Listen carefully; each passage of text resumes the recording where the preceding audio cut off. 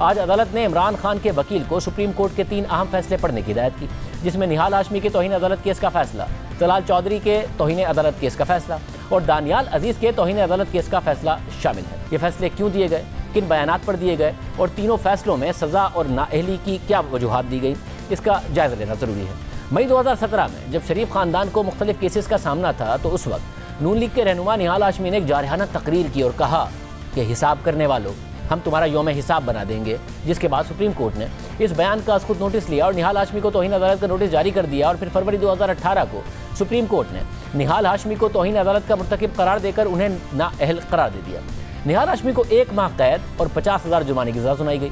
Justice Asif Saeed खोसा ने निहाल हाशमी के तौहीन अदालत का फैसला जारी करते हुए लिखा था कि निहाल हाशमी ने तौहीन अदालत की है और अगर उन्होंने जजिस के बजाय JIT के अराकीन को भी धमकी दी तो भी तौहीन अदालत है, क्योंकि JIT आला अदलिया के हुक्म पर काम कर रही थी और उन्हें धमकाना अदालती काम में मुदाखलत और रुकावट समझी जाएगी। तौहीन अदालत करने वाले की मुआफ़ी खुदकार नहीं कि मुआफ़ी मांग ली और अदालत कबूल कर लेगी।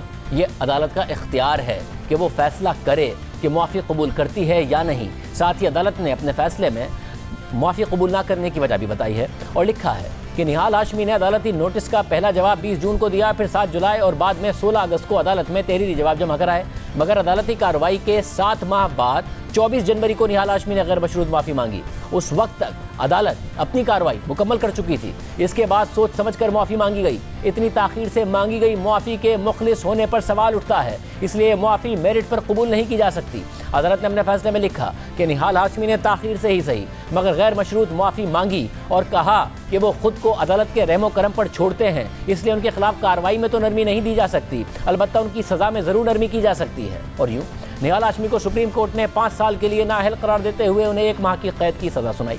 निहाल हाशमी को तौहीन अदालत का मुर्तकिब करार देने के फौरी बाद सुप्रीम कोर्ट ने चीफ जस्टिस साकिब निसार की सरबराही में दानियाल अजीज को उनके दिसंबर 2017 के बयानात और तलाल चौधरी को उनके जनवरी 2018 के बयानात पर तलब किया और फिर उन्हें इन बयानात पर तौहीन अदालत के नोटिस जारी किए। 28 जून को जस्टिस आसिफ सईद खोसा की सरबराही में जस्टिस मजहर आलम मियाँ खैल और जस्टिस मुशीर आलम पर मबनी बेंच ने दानियाल अजीज के केस का फैसला सुनाया और दानियाल अजीज को आइन के आर्टिकल 204 के तहत अदालत बर्खास्त होने तक सजा सुनाई। साथ ही अदालत ने आइन के आर्टिकल 63(1)G के तहत दानियाल अजीज को 5 साल के लिए नाअहल कर दिया।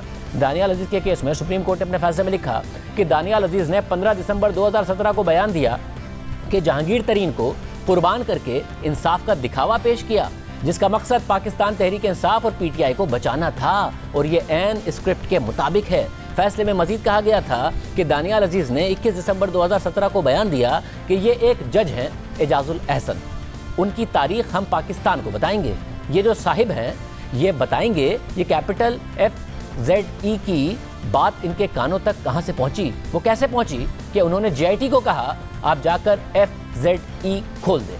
अदालत ने अपने फैसले में लिखा कि ये 2 बयानात साबित होते हैं कि दानियाल अजीज ने ही दिए। इन बयानात से दानियाल अजीज ने अदलिया को मुतनाज़ बनाया और जजिस के खिलाफ तज़हीक आमेज रिमार्क्स दिए, इसलिए उन्हें तौहीन अदालत की सज़ा दी जाती है।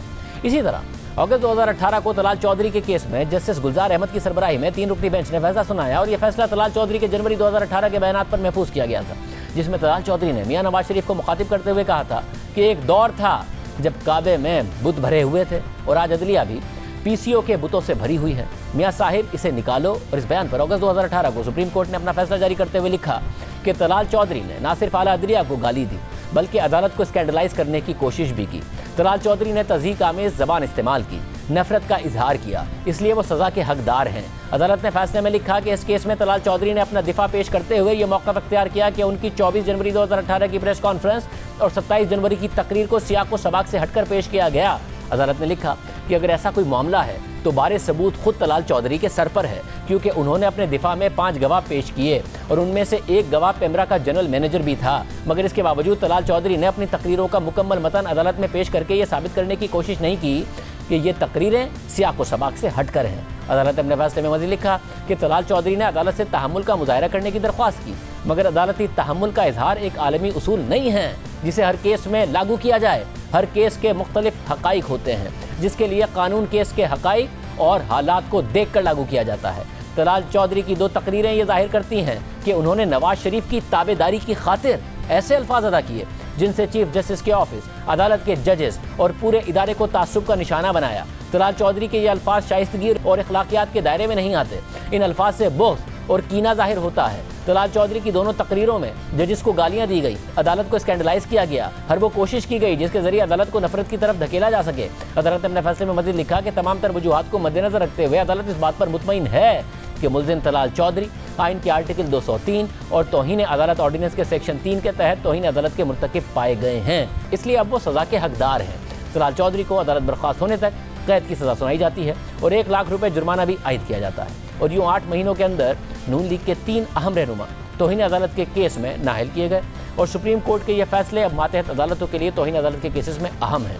आज इमरान खान के केस में भी इस्लामाबाद हाई कोर्ट ने इन्हीं 3 केसेस का हवाला दिया और chief justice Islamabad high court ने रिमार्क दिए कि इस अदालत की मुश्किल यह है कि सुप्रीम कोर्ट ने दानियाल अजीज, निहाल हाशमी, तलाल चौधरी के केस में फैसले दिए हुए हैं। ये अदालत सुप्रीम कोर्ट के फैसलों के खिलाफ नहीं जा सकती और इमरान खान के वकील को हिदायत की कि वो ये तीनों फैसले पढ़ कर आएँ।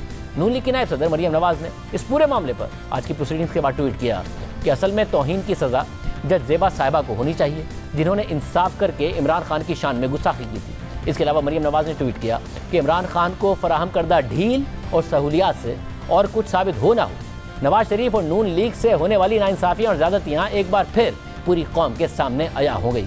तराजू सीधा नहीं हो सका, यानी नून लीग सवाल उठा रही है। और आज वज़ीर क़ानून आज़म नज़ीर तारड़ ने मुतालबा किया कि सुप्रीम कोर्ट ने तौहीन अदालत के केसेस में दीगर सियासतदानों के खिलाफ जो फैसले दिए, इसी कानून का इतलाक़ इमरान खान के केस में होना चाहिए ताकि इस तासुर को ज़ाहिर किया जा सके कि इमरान खान लाडले हैं।